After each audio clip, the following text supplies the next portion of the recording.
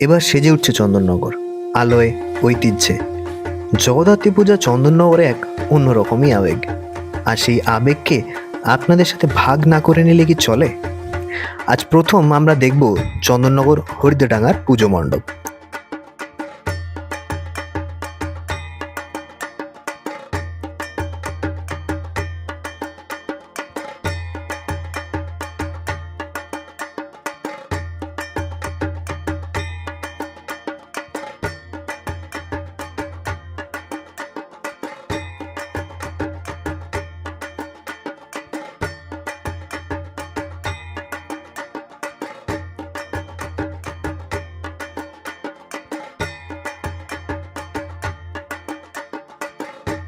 নমস্কার, আমি এখন চলে এসেছি হরিদ্রাডাঙ্গা সার্বজনীন।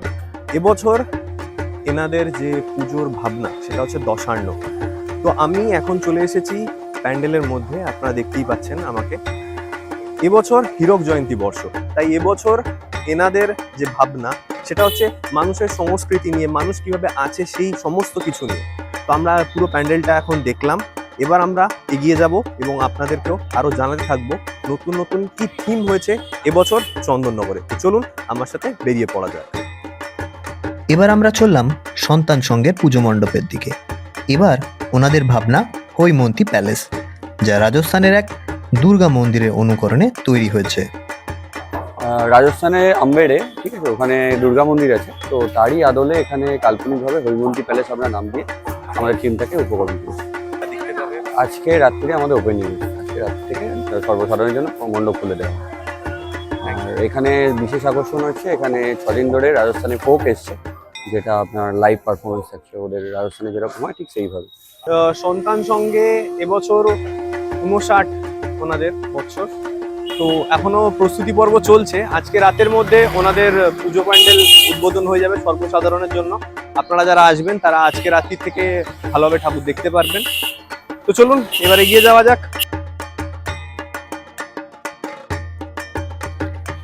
এবার চলে আসলাম পালপাড়া সার্বজনীন। ওনাদের পুজো 82 বছরে পদার্পণ করল। ওনাদের এবারের ভাবনা শক্তি।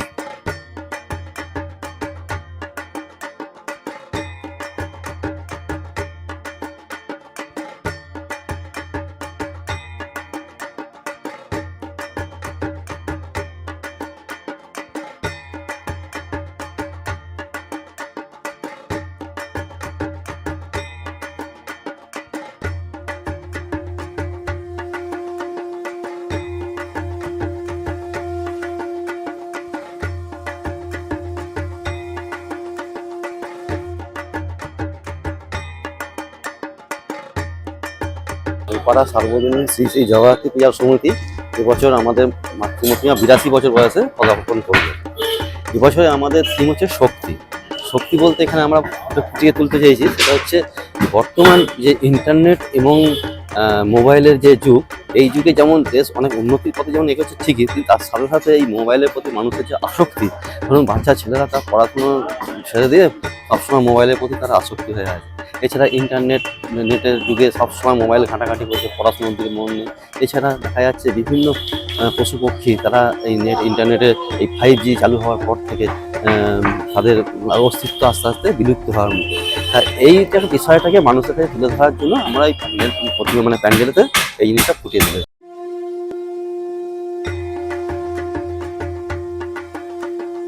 ঘুরতে ঘুরতে চলে আসলাম সুরের পুকুর গড়ের ধারে। ওনাদের পুজো এবারে 50তম বর্ষে পদার্পণ করল। ওনাদের ভাবনা মাতৃরূপে জ্যোতির্ময়ী।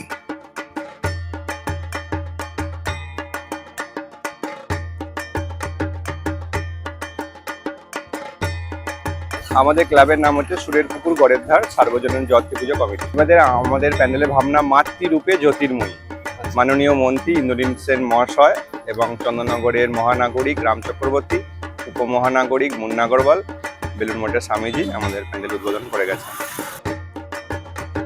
এবার আমরা দেখব কলুপুকুর চৌরাস্তা। ওনাদের ভাবনা মাটির টানে, যে মাটির জন্য আমরা আছি, যে মাটিতে রয়ে গেছে আমাদের পুরনো ঐতিহ্য, সেই মাটি এবার ওনাদের ভাবনা।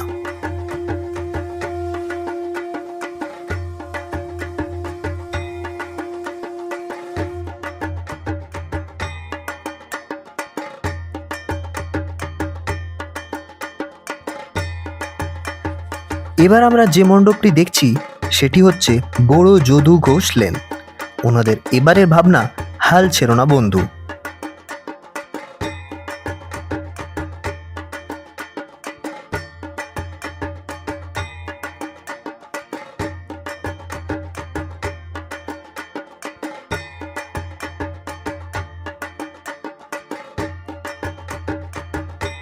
তো এবছরে আমাদের ভাবনা হচ্ছে হাল ছেড়ো না বন্ধু।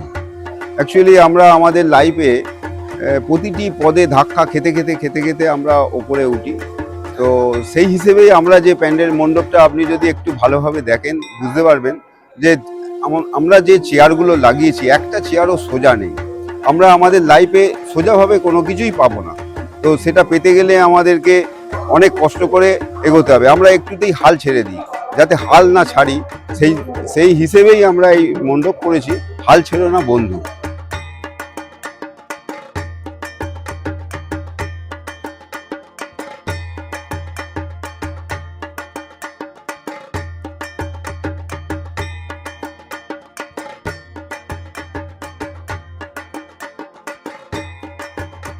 এবার আমরা চলে আসলাম বড় থানা সংলগ্ন বড় সার্বজনীন জগদ্ধাত্রী পূজাতে।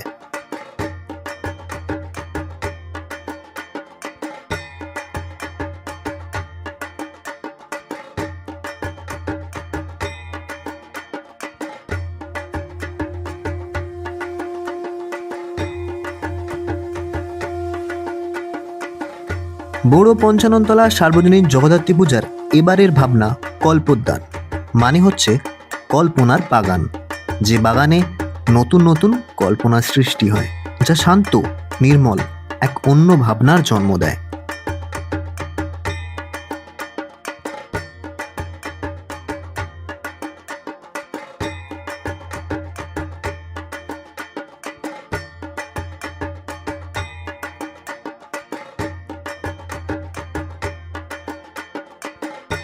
আজকের পর্ব এই পর্যন্ত।